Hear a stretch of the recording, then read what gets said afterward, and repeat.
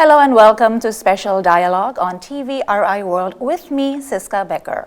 Right now, I'm at the UN Resident Coordinator Office in Jakarta, Indonesia, and the date today is November 29th, which is observed as the International Day of Solidarity with the Palestinian people.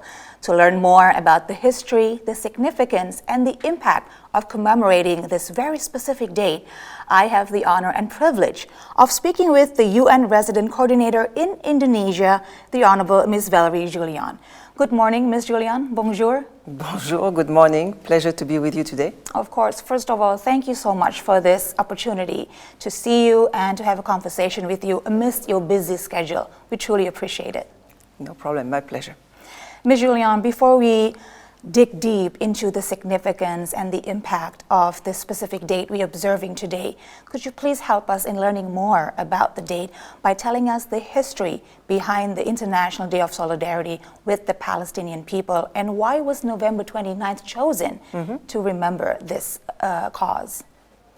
Thank you. Yes, it's actually a very important day that was adopted by the UN in 1977. But the choice of the date of 29th November is actually the anniversary date of the UN Resolution 181 that addresses the partition of Palestine in two states, the Arab states and the Jewish state. Okay.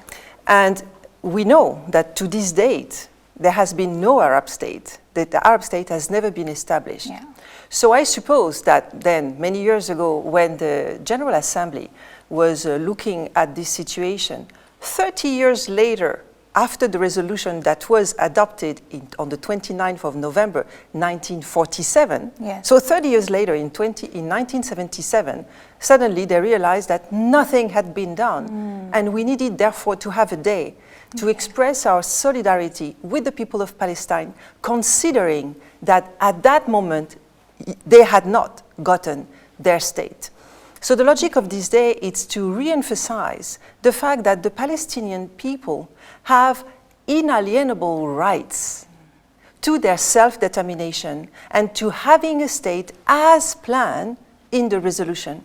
And actually it's important to remember as well that 2 years before the adoption of the day as such, in 1975, I know it sounds like very long ago, but a committee on the exercise of the inalienable rights of the Palestinian people was established. Okay. And that committee was tasked in putting together a program of implementation of the resolution of 1947 in order to enable the Palestinian people to enjoy their rights and also for the refugees to go back home.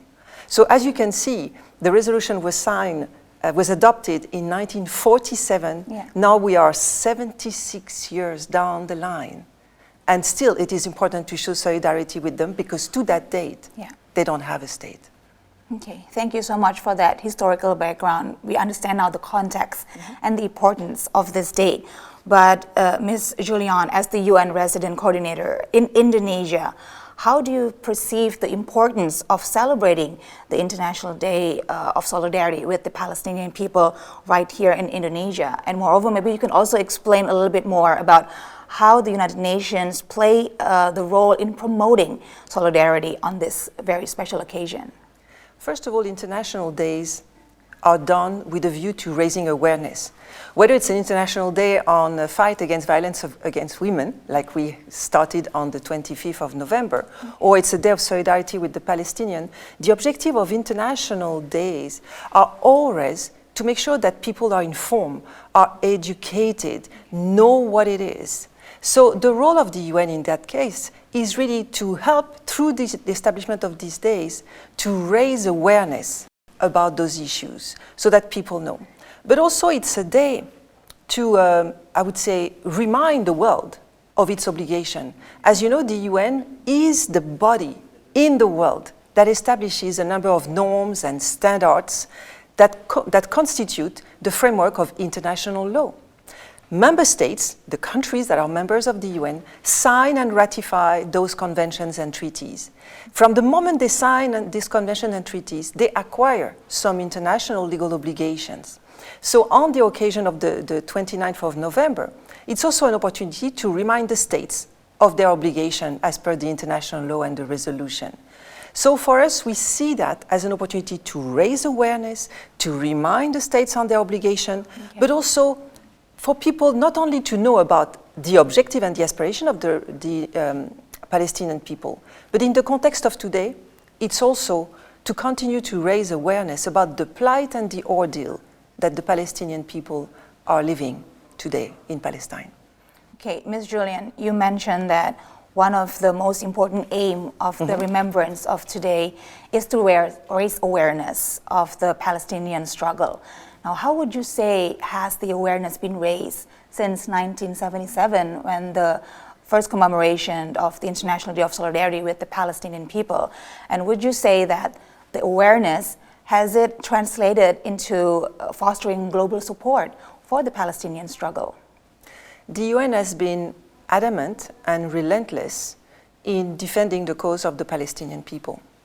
Year after year after year, there has been resolution confirming the initial resolution of 1947.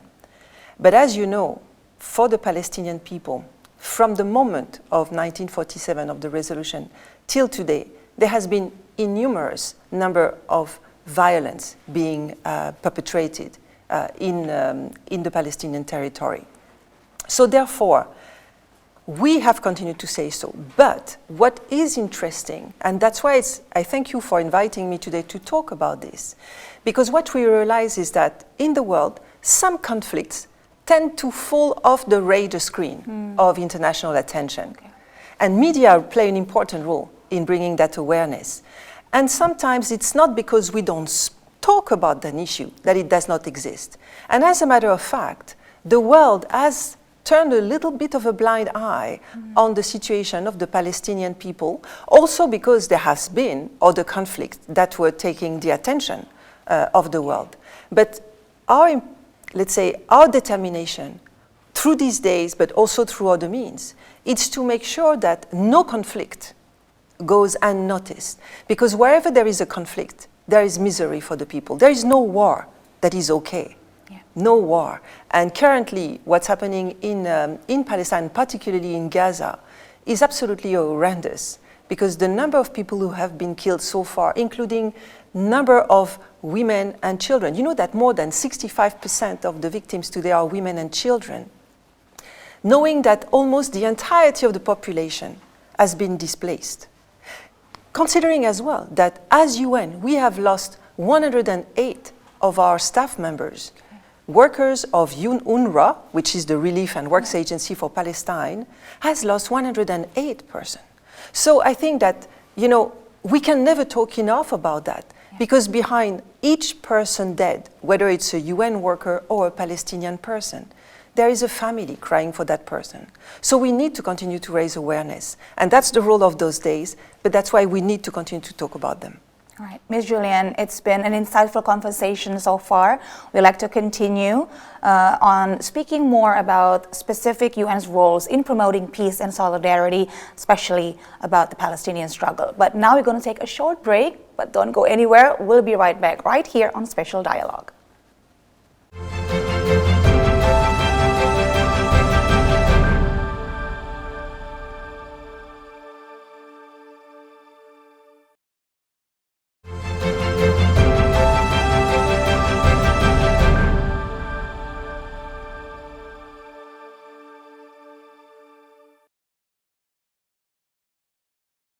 Welcome back to Special Dialogue on TV RI World with me, Siska Becker, and my very special guest, Ms. Valerie Julian, the UN Resident Coordinator in Indonesia. Ms. Julian, if you don't mind, I would like to delve right into one of the main topics nowadays. It's been ubiquitous in the news, the conflict, the ongoing conflict in Palestine between Israel and Palestine. Now, you've mentioned that it is certainly very complex, very intricate what's been going on since 1947 and then continued to 1977 and even until today in 2023. We are still seeing the conflict renewed just recently. Now, given the complex nature of the Israeli-Palestine conflict, could you tell us more about the strategies or approaches that the United Nations employ to address this multifaceted issue and to promote a sustainable solution? especially for this really recent one that has happened since October 7th? I would say the role of the UN since its creation is to foster peace. And you foster peace first through dialogue. What the UN is calling for, it's for a peaceful resolution of issues that arise between countries. And in that case, the situation between Israel and Palestine. So the peaceful resolution is for us the only solution. War cannot be a solution. Yeah. There is no war that is good, as I said to you, but also what we want to insist, and this is one role of the UN, it's to remind the parties that even wars have rules. Yeah. Even the context in war, you cannot attack civilians that are defenseless. Yeah. So the role of the UN is to seek a peaceful resolution through diplomacy, through discussion and negotiation, to remind the parties of their international obligation, but also to be the voice of the civilians. And in that situation, the civilians of Gaza need to have a voice for them, because otherwise no one will know what they go through. The role of the UN is also, in that case, to make sure that they receive assistance. And this has been a very difficult issue, because in the context of this conflict, a number of humanitarian laws have actually been disregarded, like, for instance, stopping the supply of electricity or water in an area. It directly affects civilian populations that are defenseless and that cannot be taken as a target. So the UN has been doing a lot of this shuttle diplomacy, discussing, negotiating. In the case of the humanitarian assistance, for instance, the Secretary General went himself to negotiate, for instance, with Egypt.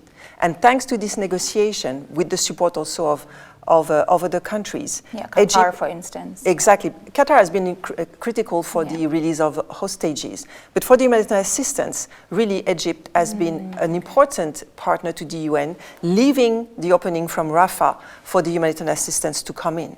The role of the UN is also to gather the international community to come with support for the humanitarian assistance. Because you see, we don't have a warehouse full of everything we need. The assistance that the UN delivers is thanks to the donation from the different donor countries. Yeah. So that's also our role. But this subtle diplomacy, of course, has to be done with the different parties to the conflict, which we have done. And you have mentioned Qatar, that has been an important partner in the negotiation for the release of hostages and the release of Palestinian prisoners in Israeli jails. So I would say the work of the UN is multifaceted. It starts with the Secretary General at the highest level in terms of diplomacy, but it goes down to the level of all our humanitarian workers on the ground. I was mentioning the 108 UNRWA workers who have died in the conflict so far. They as well are important in the response of the UN. So the response of the UN really goes in all that direction. But what is important is that I think this conflict encapsulates the importance of having a world order, of having conventions and treaties that are respected by all. Because from the moment that nobody respects that, we won't have one Gaza in the world. We will have 10 or 100 Gazas. So the importance of all this international framework of law is essential to keep the world at peace. So of course there are conflicts erupting here and there, but thanks to the work that the UN has been doing in promoting this international world order based on the principles of human rights, justice, and equality, has allowed the world to function. And we see now in the context of the conflict in Israel and Gaza, that actually, if you disregard this, this is the beginning of the end. And the role of the UN in that sense is also to make sure that the conflict does not expand beyond the Palestine, because otherwise it could become a very difficult situation for the entire world. Ms. Julianne, before I continue, please allow me to extend my deepest condolences for the loss of lives, especially for the UNRWA employees. I'm sure that must have been quite a setback, and we can really tell that it has not been easy for anyone delivering humanitarian aid and relief for the Palestinian people in Gaza, and that must have been one of the biggest challenges for United Nations actually in trying to help the Palestinian civilians in regaining some sort of normal lives between all the pounding from the Israeli military attacks. But could you explain to us a little bit more what has been actually the biggest challenges for this particular instance of the conflict, and how does it differ from previous conflicts that we've seen happening in the region? The Secretary General said recently that the conflict in Gaza right now is the worst since his inception as a Secretary General in 2017. Yeah. And that speaks volumes, because we have had, unfortunately, since then, a number of situations, including the war in Ukraine, for instance. Yeah. But what we see is that in 1 month, because it's 1 month that the situation, but more than 1 month actually, but we see that you can kill 14,000 people. And if we don't do anything, maybe the double of that figure will be a reality. So the main challenge is how to protect the civilians. This has to be the responsibility of the parties to the conflict, but the UN is there as well, and that's our challenge, to make sure that the civilians are protected. And how do you protect civilians? It's not only to protect them from the bombing and the attack that happened, because on this, I must say, we are very limited. What can we do? But the delivery of humanitarian assistance is essential. I mean, we have to remember what it means. When you have no more electricity, no more water, no more food. Here we have a situation in a territory where 80% of the population is displaced. So it means that the people are not in their home anymore. Yet the bombs are falling over them. People are being injured beyond those who are dead. Those who are injured, they go to hospitals that do not have any supply to attend them. Imagine as a mother, as a father, when you have your own child that is there dying in your arms and you can't do anything. But I want here to raise also the attention on the critical work that the humanitarian workers, whether they are UN or non-UN, do in these situations. Because you see, the assistance that is coming into the Gaza Strip is actually very limited. What Israel has authorized to go in is a fraction of what is needed, really a fraction. Okay. We would need something that may be 500 trucks per day to go there. And the maximum we have had in one day was 200, and it was only these days thanks to the humanitarian truce that has been agreed, the humanitarian pause that has been agreed now. Imagine you are a humanitarian worker. Imagine you are a doctor in a hospital or a nurse, and you are just witnessing, completely helplessly, people dying and requiring assistance, and you can't give them. That is an important challenge. As well as UN, we are responsible for our personnel. Our personnel is there. They are exposed to the same danger as the Palestinian people, and we also need to protect them. So I must say the challenge is to make sure that the parties respect their obligation. You see, in all conflicts, they should be the protection of civilians as a priority. Okay. And in this conflict, it's as if the civilian were the first target of the conflict. Yeah. And therefore, the challenge is, what do we do in that? You know, and that is why there can never be enough advocacy and awareness raising given that situation. I must say it's certainly unseen how much international norms and standards and laws have been disregarded and violated in this conflict. Ms. Julian, thank you so much for giving us the latest updates on what actually is going on in Gaza. It gives us a true perspective of how dire the situation is right now. Now, we've talked about the history of today, and we've also talked about the current condition. In the next segment, we'll talk about future prospects and future aims of the remembrance of the specific date that we're celebrating today. We'll be right back after this short break. Don't go anywhere.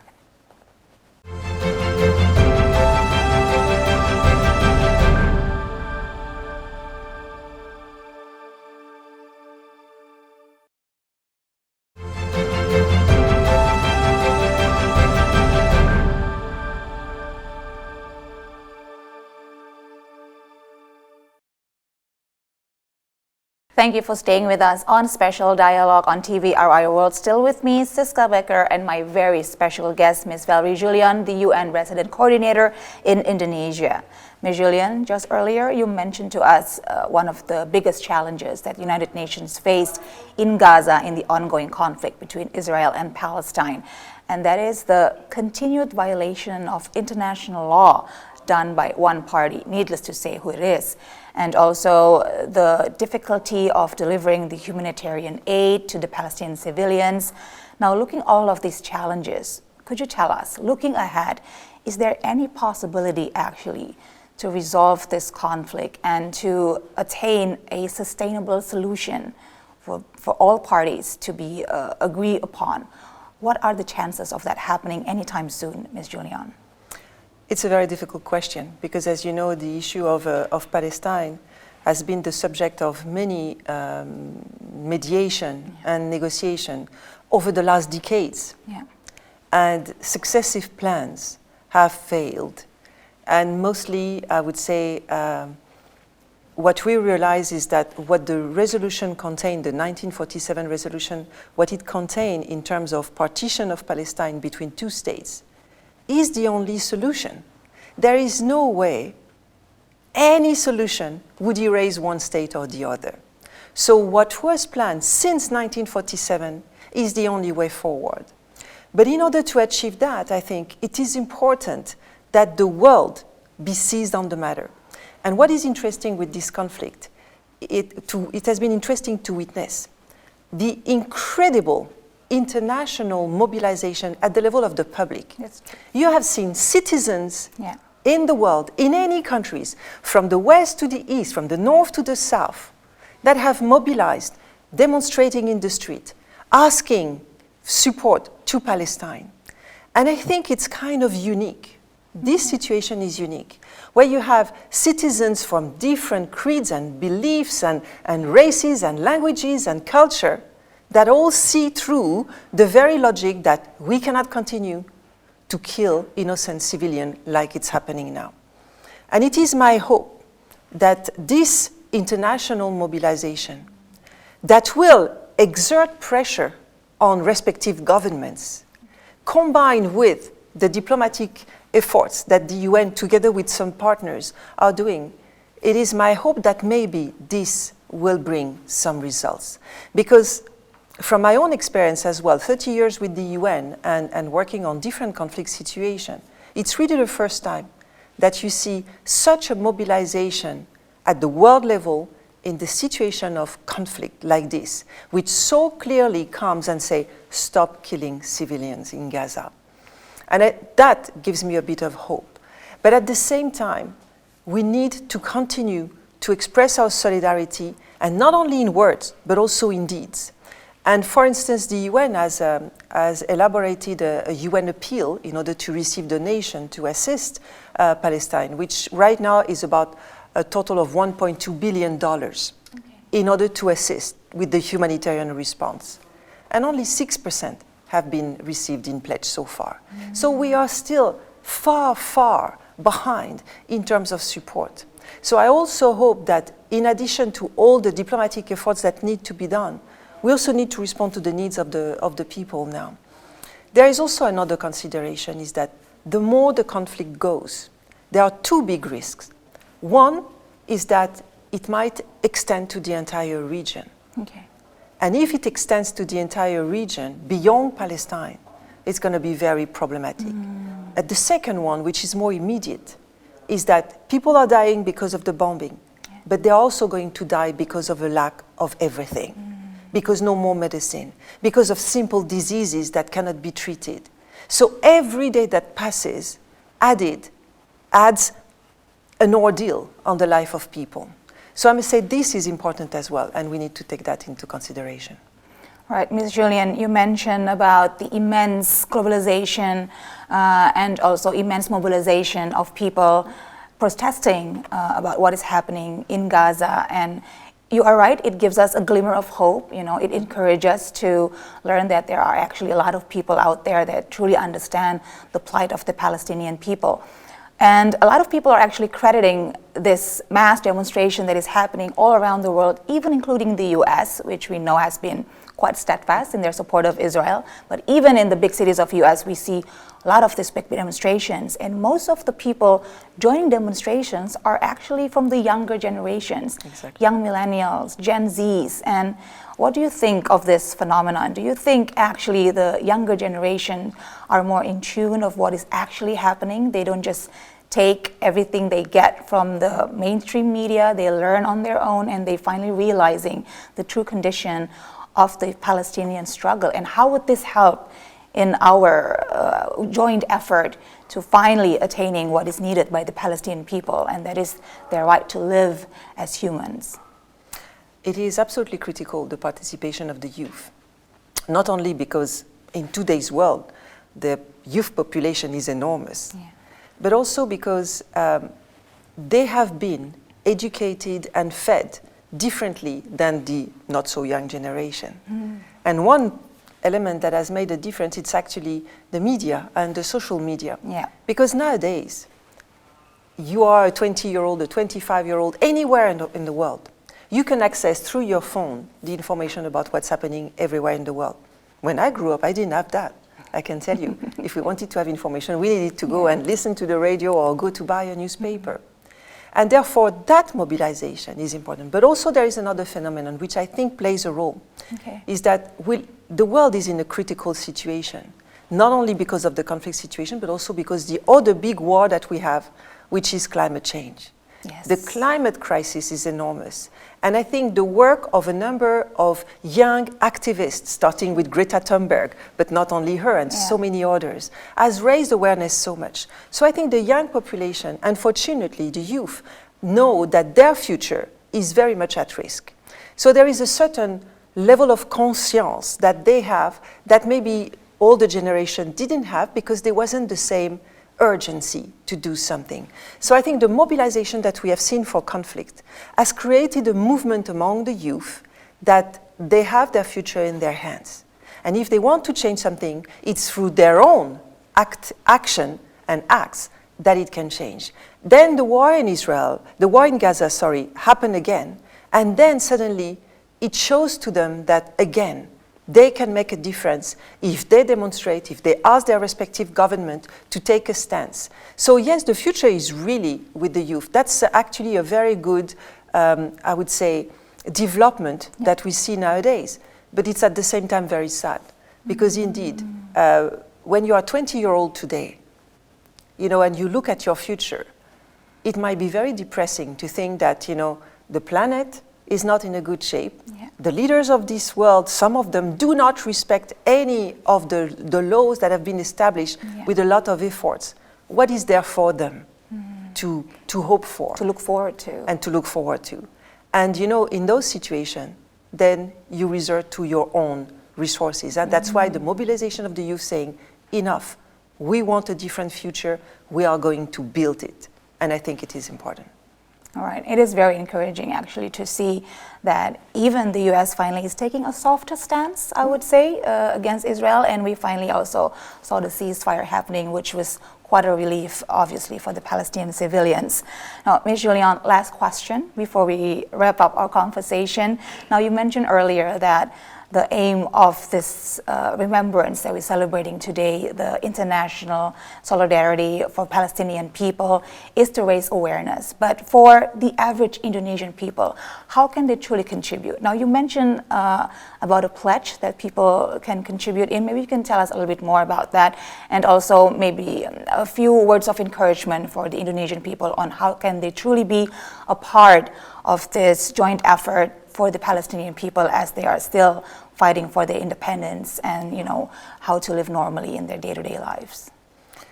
Based on my experience in doing the job I have been doing for the last 3 decades, is that real changes occur in the world, not because of the leaders of the world, but because of the people. So the more the people are engaged, both in being informed and being informed intelligently. And for instance, it's one of the campaigns of the UN for people to understand that they have to to have a critical eye on the information they get, because there is so much disinformation and manipulation of information, including going to the extreme of hate speech. Yeah. People have to be cautious. So information is important, but having a certain, I would say, way of discriminating information and choosing carefully, it's important. Filtering, exactly. But the second element is, I say, if you are an informed citizen, you therefore ask your government to, you put pressure on your government. This is the way democracy functions. Democracy is the principle that people rules. These are the people who rule the country. They elect some representative, but people decide. So therefore, I would say, for the people of Indonesia who have been supporting the cause of Palestine over all those decades, and we know that Indonesia had built an hospital in Gaza that has been actually very much at the center of the news lately. It's important that every citizen in Indonesia continues to get informed, continues to support that. Humanitarian assistance, I was mentioning, also is possible when states are coming with some support, like Indonesia did while building the hospital. This is also what citizens can continue to ask for and to promote. That is very important. And thirdly, I have to say, we have seen it and Indonesia knows it very well. Irrespective of all the work we do as United Nations, irrespective of the support we receive from all the countries, there is one big thing that makes a difference in all situations, whether it's a war or a disaster, natural disaster. It's the volunteers, the people who, without having a salary for that, without having a specific mandate, go and help. We see it in Indonesia all the time. There are so many disasters happening in Indonesia every day. And the first to respond to a disaster are the people themselves. And that spirit of solidarity, this is what will change the world. You know, if we all go with the logic that no matter who you are, your language, your religion, your race, your gender, your sexual orientation, as a human being, I recognize you as a human being, and therefore I'll do anything to support you. Solidarity is really the most important in the world. If we show solidarity because we recognize each other as human, we will make a big difference. So the Indonesian people can continue to show that solidarity that they have shown. Ms. Julian, thank you so much. Our conversation has been nothing but truly insightful and very enlightening indeed. Thank you so much for the time and opportunity once again. And lastly, happy International Solidarity for the Palestinian People Day. Thank you very much for inviting me on that occasion. I really appreciate it. Thank you. It's our pleasure. And of course, the best wishes for everyone here at the UN Resident Coordinator Office in Indonesia for all the good work that you've been doing. Thank you so much. That's the end of our special dialogue, but please join us for upcoming editions of Special Dialogue only on TV RI World with me, Siska Becker. Until then, take care. Thank you for watching and goodbye.